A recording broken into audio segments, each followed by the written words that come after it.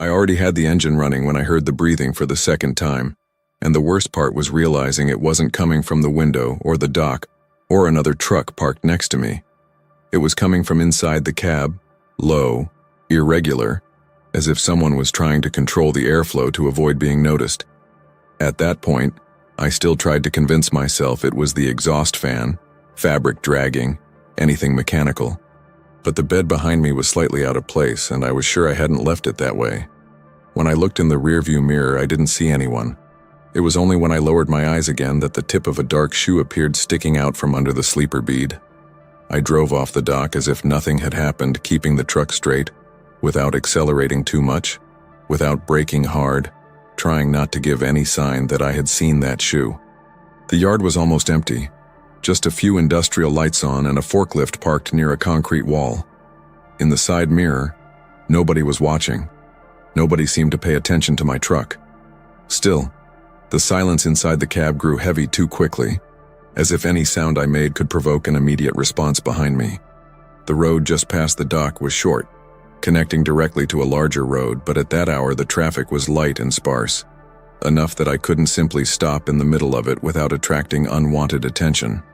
I maintained a steady speed, hands firmly on the steering wheel, while trying to listen again for any signal coming from the sleeper. I heard nothing for several seconds that were far too long, and that was worse than if I had heard anything at all. The absence of sound seemed intentional, as if the other person was also waiting for the right moment. The smell returned stronger when the truck stabilized on the main road. A warm, trapped odor, different from forgotten dirty laundry. It was fresh, active, like someone who had been there for only a short time. I tried to remember the last time I opened that compartment behind the bed, if I had left anything out of place, but nothing made sense. The sheet was still pulled at an odd angle, and I began to realize that it wasn't just movement. There was a slight sagging near the edge, like unevenly distributed weight. I passed through a section with better lighting, tall lampposts casting direct light into the cab for a few seconds, and it was there that I risked looking in the rearview mirror again.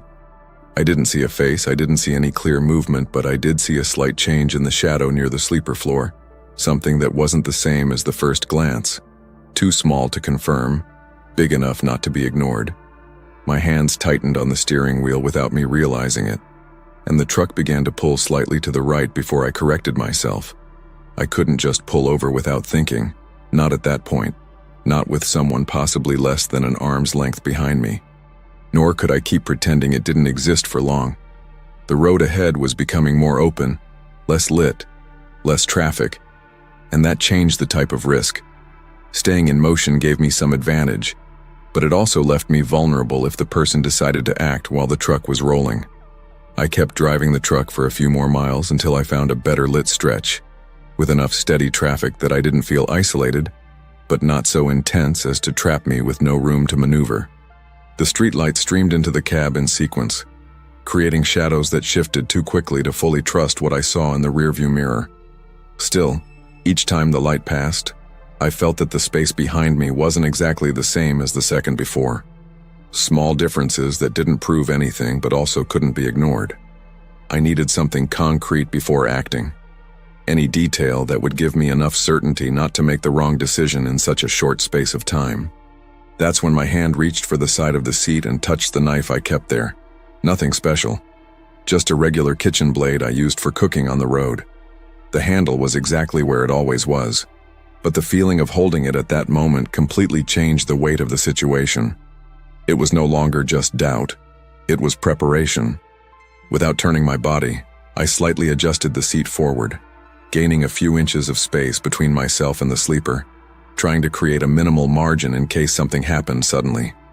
The movement was subtle, slow, the kind of adjustment any driver makes without thinking. But even so, I felt the air behind me change for an instant, as if someone had reacted silently. I didn't hear breathing. I didn't hear clear movement. Just a change too short to confirm, too long to ignore. I passed by another brighter light source and this time focused on the reflection in the side window instead of the direct mirror. The angle was worse, but it offered a different view of the bed frame. That's where I saw the shoe again.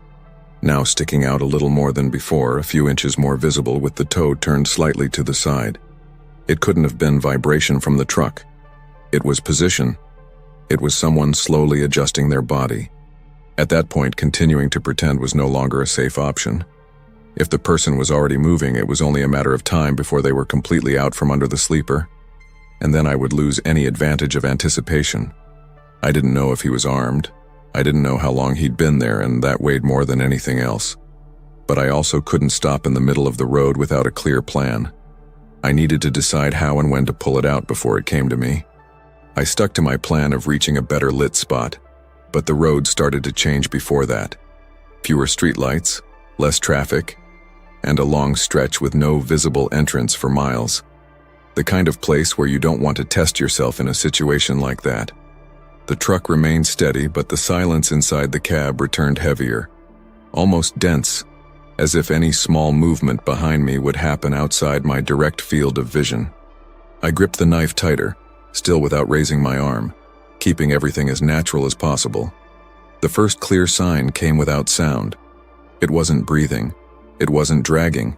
It was the passenger seat vibrating slightly, a dry tap that didn't match the rhythm of the truck. It was short, but too isolated to be a coincidence. I didn't turn around immediately. I waited a few seconds, trying to confirm if it would repeat. It didn't. But the shoe, when I checked in the side reflection, was more exposed. Now with part of the sole visible, tilted in a way it hadn't been before. The road ahead opened into a darker stretch, practically unlit for several hundred feet, leaving me without the light reference to rely on reflexes. That's when I heard the breathing again, closer, louder, with no real attempt to hide it. It wasn't constant. It was controlled, like someone choosing when to let it out. My foot on the accelerator lightened without me realizing it, and the truck began to lose miles per hour as I tried to maintain control of the situation without reacting too quickly. I considered accelerating, gaining speed, and trying to quickly reach a point with more traffic, but the idea of someone emerging from under the sleeper truck made everything worse. I also thought about braking hard to try and unbalance whoever was there, but that could backfire if they were already prepared. It was in that split second of doubt that something touched the base of my seat, not hard, but enough for me to feel the direct pressure through the structure. The contact was quick, withdrawn almost instantly, like a test. It wasn't an accident. It wasn't the truck moving. It was intentional. And that changed everything because it meant he wasn't just waiting. He was already assessing distance, time, and reaction. From then on, I could no longer just observe. He had already crossed the invisible line between hiding and starting to act. I pulled the bed away abruptly with my left hand without warning, while keeping a firm grip on the steering wheel with my right and the knife already at the ready. The movement was heavier than I expected, as if something was jamming underneath, and for a second I thought it wouldn't budge. It was at that moment that the resistance gave way unevenly, not like a normal track, but as if something had recoiled too quickly to avoid being caught. The dark space opened up, and with it came a sudden surge of hot air directly onto my legs. He exited quickly, faster than seemed possible in that cramped space, sliding half his body out without fully standing. I saw his arm first, then his shoulder, and only then his face, partially hidden by the shadow of the cabin. He wasn't disoriented or trapped there by chance. He knew exactly where every point in the cabin was. His hand came straight forward, low, trying to reach my leg before I could react with the knife. The truck lost its alignment for a few seconds, pulling to the left while I tried to keep everything under control. I reflexively raised my leg, and that's when he managed to grab my ankle, with enough force to stop the movement for a critical moment. It wasn't a tentative touch. It was firm, deliberate, like someone who had already decided exactly where to grab. The sensation was dry, direct, without hesitation. I brought the knife down without a second thought, not to get deep, but to break the contact. The blade grazed his arm, enough to make him let go, but not enough to stop him completely. He recoiled half a body but didn't go back under the bed. He stayed there, low, between the seat and the sleeper, trying to reposition himself while the truck was still moving and slowly starting to drift out of its lane. At that point, there was no clean way out. I could no longer regain control of the situation without direct confrontation, and he was no longer hiding. The cabin space had become a real physical struggle, with the truck still running, no room for error, no time to think of another strategy. Any wrong decision, there wouldn't be a second chance. I swerved the truck onto the shoulder and slammed on the brakes hard enough to lock the entire vehicle for a few feet, the kind of stop you avoid in any normal situation. The impact of the deceleration threw him against the side of the seat, and that was the only moment I had a real advantage. I took advantage of the imbalance and pushed with all my might, using my body and the knife as pressure not to hurt him, but to get him out of the position where he could reach me. The passenger door opened mid-movement. I don't know if by him or by the jolt, and he ended up being partially thrown out, dragging his arm on the step before falling onto the asphalt. The truck was still tilted on the shoulder when I managed to pull the door back and lock it. I stood there for a few seconds without moving, the engine still running, looking in the mirror but unable to see him clearly in the darkness. My ankle ached, a sharp, localized pain that I hadn't felt at the time, but which began to intensify rapidly as soon as everything stopped. I didn't see him return. I didn't clearly hear footsteps moving away, only the distant sound of a car passing on the main road and the engine of my own truck vibrating louder than usual. When I finally got out to check, there was no one there anymore, just marks on the ground and a short trail that disappeared into the darkness of the shoulder. I returned to the cab without wasting any time, locked everything, and threw the truck back onto the road, still feeling my ankle responding awkwardly to the pedal. I didn't stop at the first checkpoint, nor the second. I only slowed down when I saw a larger, well-lit checkpoint with constant activity and cameras visible from afar. Even there, I hesitated for a few minutes before getting out, more observing in the mirror than trusting what seemed safe. When I finally stopped and looked properly at the cab, the misalignment of the bed was still there, and the space underneath seemed smaller than it should be, as if someone had occupied every possible inch for too long. The report was dry, direct, with no room to explain anything that couldn't be proven. They didn't find him that night. What remained was the marked ankle, a thin scar that never returned to normal, and a habit I didn't have before. I never again left the truck parked without thoroughly checking the sleeper, not even for a few seconds. And even today, when the truck is completely silent, I still avoid glancing back too quickly. If that first story left you looking over your shoulder, hit the like button. It helps the channel keep moving through the dark. And for those of you watching from a cab or a quiet room, have you ever seen something out there that you couldn't explain? Share your story in the comments. The red dot appeared on the dashboard out of nowhere, steady, unmoved by the truck's vibrations, as if it were stuck inside. At first I thought it was a reflection, some strange angle of light coming from outside, but it didn't move with the road, or the distant lampposts, or anything I was doing with the steering wheel. It stayed there for a few seconds that were far too long, stopped exactly above the instrument cluster, and then began to slowly rise, crossing towards the windshield. That's when I realized it wasn't following the light, it was following me. I maintained a steady speed, without making any sudden movements, trying to act as if it could still be explained by something ordinary. The road was open, long, with that kind of emptiness typical of the desert where any distant light catches your eye. I looked in the side mirrors, then in the rearview mirror, searching for misaligned headlights or a vehicle tall enough to project something like that. I didn't see anything substantial, just darkness, a few very distant points of light, and the road continuing undisturbed ahead. The red dot remained there, now higher on the windshield, small, precise, unchanging. It didn't tremble with the road, didn't react to the imperfections of the asphalt. And that began to bother me more than its presence itself. It was too stable to be accidental. I tried to tilt my body slightly, change the angle of my head, hoping it would disappear as any ordinary reflex would. It didn't disappear. It adjusted itself, maintaining the same position relative to my body. I drove along a stretch of road where it curved slightly, enough to reveal more of the horizon to the side. That's when I tried to identify any unusual movement, something that might be following the truck at a distance. I saw a dark spot far away with no visible lights, too low to be a truck, too high to be a regular car, but I couldn't confirm anything. When I turned my attention forward, the laser had moved up a few more inches, now aligned near the height of the steering wheel. The silence of the desert began to weigh on it in a different way. Without strong winds, without nearby traffic, anything out of the ordinary stood out more. The red dot didn't blink, didn't fail, didn't disappear even for fractions of a second. And the longer it stayed there, the clearer it became that it wasn't a coincidence. It was control. It was someone keeping it exactly where they wanted it.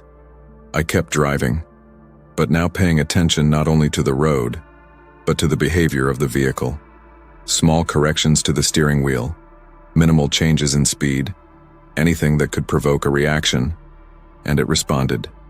Always little, always subtle, but enough to keep up. Not fast, not aggressive, controlled, as if whoever was behind it was in no hurry at all. I started making minimal adjustments to the steering wheel, almost imperceptible, just a few inches on the track, only enough to see if the point reacted independently or if it followed suit. It followed suit, always with a small, controlled delay, like someone correcting manually and not with an automatic system. That's what cleared up any remaining doubts. It wasn't chance, nor a reflection, nor a lighting error. It was someone keeping the point on me, with enough precision to compensate for continuous movement on the road.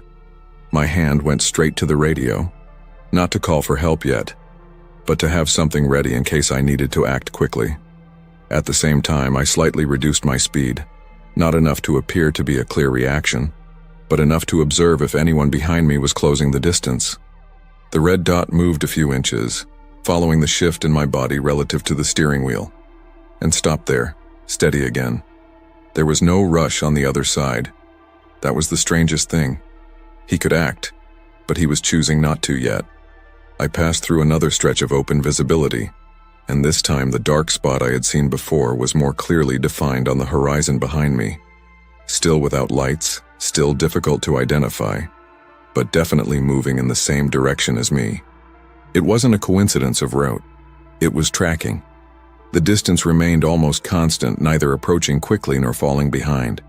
This indicated synchronized speed control, something deliberate. It was at that moment that I understood I wasn't just being watched. I was being held in position.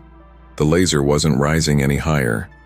It stayed there close to my field of vision like a fixed marker. It wasn't an attempt to scare me. It was alignment. And if it rose a few more inches, it wouldn't be on the glass anymore. I needed to decide what to do right then and there before that margin ran out. Continuing at that pace only gave those behind me more time to calmly adjust. The road ahead remained empty, with no nearby support points, and any choice I made now would determine whether I continued to be led or lost control. I increased the speed gradually, without flooring it all at once, just pressing hard enough to take the driver behind me out of their comfort zone. The engine responded strongly and steadily, and the truck started gaining a few miles per hour cleanly. The red line reacted with a slight delay, dropping a few inches before rising again and stabilizing, as if the driver had needed to recalibrate. This confirmed more than anything else. It wasn't automatic. It was manual. The next stretch opened up even more, practically without curves, without direct lighting, just the outline of the road cutting through the dark desert. It was there that the vehicle behind finally changed its pattern. It didn't turn on its lights, didn't make any sudden movements, but began to close the distance more clearly. Still far away, but coming. I could now see the shape becoming more defined, low, wide, probably an SUV. The kind of car that can maintain stability at high speed without needing constant lighting. The laser moved up a little more, now close to the windshield line where it would begin to enter my frontal field of vision. I felt my body automatically adjust in the seat, trying to move out of alignment without making an obvious movement. The laser followed. Small adjustment, immediate correction. This dispelled any illusion that I could simply move out of alignment with a simple gesture. The person behind me was watching my every movement. I considered swerving the truck off course, taking any exit or detour, but there was nothing nearby. Just open road for miles. Braking hard, there wasn't an immediate option either, with the vehicle approaching without lights because I would lose visibility and control at the same time. It was during this decision-making interval that the point stopped rising. It became fixed, aligned higher than before, as if it had reached the desired position. Then came the first impact. The side window didn't shatter like in a regular collision. It was a dry, contained crack, followed by a crack that spread too quickly to be a stone or debris from the road. There was no loud echo, no long reverberation, just enough to confirm what I already knew even before the sound. I started swerving the truck from side to side within the lane, not so much as to lose control, but enough to break any clear line of sight. The steering wheel became heavy, requiring constant corrections, and the trailer responded with that typical delay that can quickly become a problem if you go too far. The red dot disappeared for a second, then reappeared lower, corrected, persistent. This confirmed that it was still there, adjusting in real time, without hesitation. The SUV closed the distance even further in that movement, and for the first time I could see its outline better, without headlights, just a dark mass following firmly behind me. There was no honking, no attempt to overtake, just direct pursuit. The second shot came soon after, another dry crack, this time closer to the cabin, with a more aggressive impact on the already damaged glass. Small fragments broke off, falling onto the dashboard and my arm. Nothing deep, but enough to remove any doubt that it was adjusting its precision. I maintained the lateral movement, even feeling the truck start to respond more heavily, the kind of reaction that warns you when you're getting too close to the limit of stability. The road didn't help, uneven in some places, making the whole thing oscillate more than necessary. Still, stopping or stabilizing at that moment would only make the job easier for whoever was behind. The red dot started to rise again, now faster, less hesitant. The third shot missed the glass. It hit metal. A sharp impact on the side of the cabin, followed by a short vibration that ran through the entire structure. This completely changed the reading of the situation. It was no longer an attempt at intimidation or a range test. He was settled in, comfortable, and ready to continue until he hit where he wanted. The margin for error was gone. It was at that moment that the distance between us became too short for any doubt. I could clearly see the SUV now, maintaining a direct line of sight with me, without lights, without visible license plates, without any attempt at disguise. There was no longer any way to treat this as distant pursuit. It was direct, continuous contact, with no intention of stopping. I slowed down abruptly and pulled the truck onto the shoulder, feeling the entire weight shift to one side as the vehicle struggled to maintain alignment. The transition was abrupt, uneven, and for a few feet I thought I was going to lose complete control. The SUV didn't immediately follow, going straight ahead for a few seconds before correcting further ahead, as if it hadn't expected that sudden change.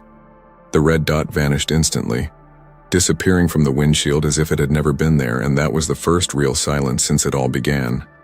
I didn't stop completely. I kept the truck rolling slowly along the shoulder until I found a stretch with better lighting, still with the damaged glass and small shards scattered on the dashboard.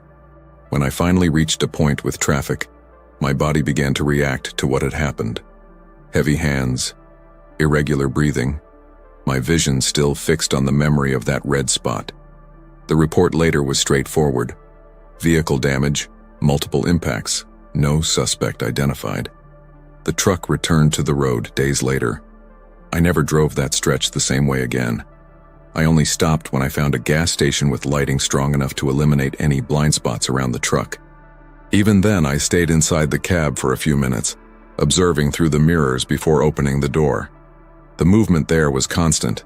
Cars coming and going, people walking near the pumps, nothing out of the ordinary. When I finally got out, I walked around the truck completely without rushing, looking around more than at the damage. The marked side window, the visible impact on the side of the cab, everything confirmed what had happened, but it didn't say where it came from after it was over. I went to the camera area first, looking for angles, positions, anything that might have recorded the stretch of road where I entered. The employee didn't see anything other than my truck arriving faster than normal, and no vehicle right behind it. That's what stuck with me the most. The SUV simply didn't appear in any recording there. The report was made, the images collected, the damage recorded. The truck returned to the road days later. So did I. But since then, any light on the dashboard that shouldn't be there, I don't wait to go upstairs to understand. Nobody was eating when I walked in, and that was the first thing that didn't fit. Plates on the table, food served, steam still rising from some, but nobody putting anything in their mouths. Everyone was sitting the same way, with pig masks covering their entire faces, turned in slightly misaligned directions as if they weren't looking at anything specific. I stopped at the entrance for a few seconds waiting for some reaction, but nobody turned their head, nobody spoke, nobody made any sign of presence. That's when the waiter appeared out of nowhere beside me, too close, offering a dish I hadn't ordered. I accepted the dish more by reflex than by decision, holding it without sitting down immediately, as if that would give me a few more seconds to understand the surroundings. The waiter didn't wait for a response, didn't ask anything, just turned and left at the same steady pace with which he had appeared.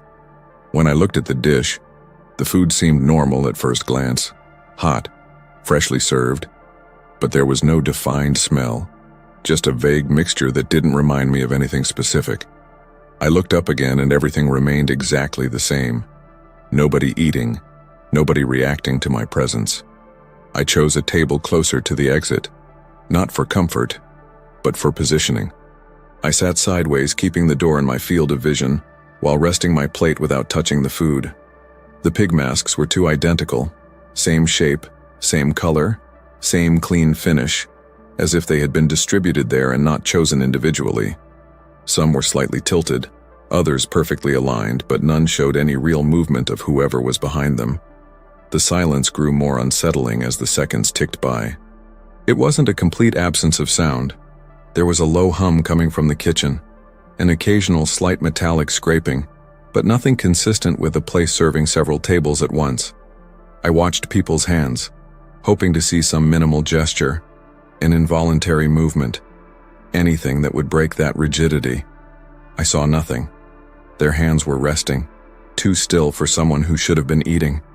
I scanned the tables, trying to find any clearer inconsistencies. That's when I noticed that some dishes were in the same position as when I entered, with no sign of use, no displaced cutlery, no recent marks. Others had food partially cut, but equally untouched. It was as if everything was arranged to look normal, but nobody was really participating in it. I continued holding the cutlery without using it, more to test my own reaction than out of any intention to eat. The waiter didn't return, no one approached, and the atmosphere remained exactly the same. Too static to be a coincidence. It was at this point that it began to become clear that this wasn't just strange. It was organized. I slowly brought my fork to the food, touching it lightly at first as if testing the temperature before actually eating. The texture didn't react as it should. It didn't yield in the natural way of something freshly prepared. Even so, I cut off a small piece and brought it to my mouth without swallowing, just enough to maintain the appearance of someone participating in it.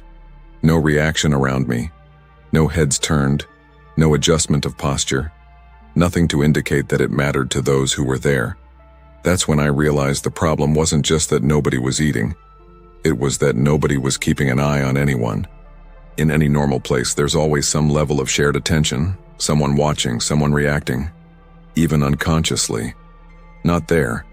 Each person was isolated in their own position, without real interaction with the environment. And yet, everything seemed too synchronized to be a coincidence.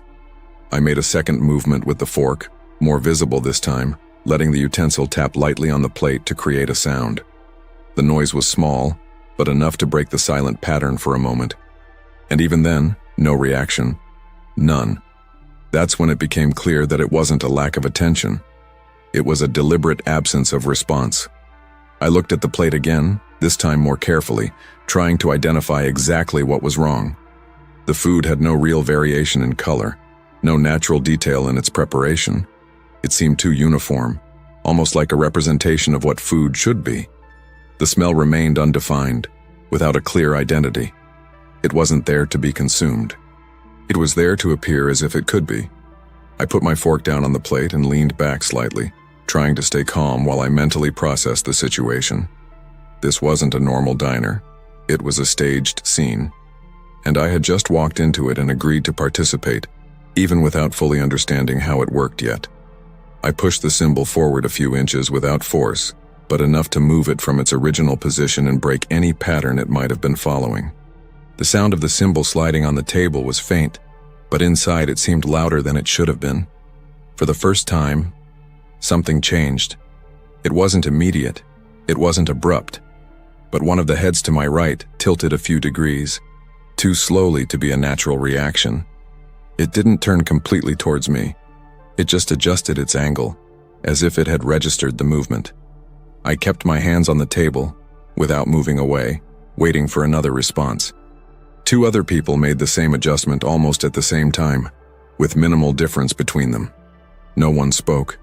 No one stood up. But now there was direction. It was no longer complete isolation. It was controlled attention. And that was worse than the previous silence. The waiter reappeared, but this time he didn't come the same way. He emerged from further back, near the counter, and stood still for a few seconds, before starting to walk towards me. His pace didn't change, it remained steady. But now there was something different about his posture, more rigid, more direct. He didn't look at anyone else. He came in a straight line. I looked up for a second and realized that all the masks were now slightly oriented in my direction. Not fully turned, but adjusted enough to indicate focus. The hands remained still, the bodies still seated, but the entire atmosphere had shifted. This was no longer a passive performance. It was a response. The waiter stopped beside the table, closer than before, and without saying a word, pulled the plate back to its original position with a precise movement, as if correcting something out of place. There was no unnecessary force, no hesitation, just adjustment. And when he released the plate, he didn't move away. He stood there still, as if waiting for the next move. I stood up without warning, the chair scraping on the floor in a way that was too dry for the silence, and took 2 steps straight toward the door. Nobody said anything. Nobody stood up, but everyone adjusted at the same time. It wasn't a sudden movement, it was an alignment.